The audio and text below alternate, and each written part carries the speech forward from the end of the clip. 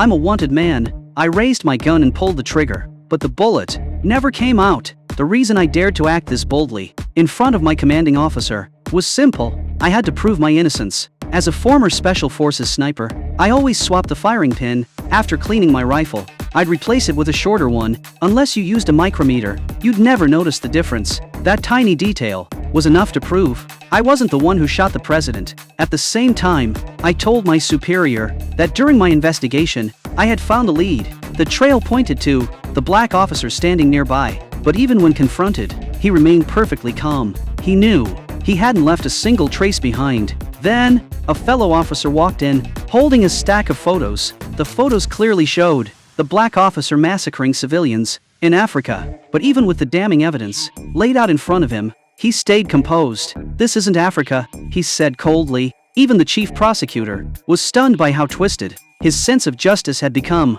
But this wasn't an international court. Even knowing he was guilty, we couldn't touch him. And just like that, he walked out of the room, smirking, as everyone glared at him in disgust. Since the system couldn't punish him, the chief prosecutor walked over to me and said just one sentence, and in that moment, I knew exactly what he meant. That night, the black officer met with a senator. He laughed and bragged about how helpless the prosecutor had looked earlier. What he didn't know was that in the shadows, I had already arrived.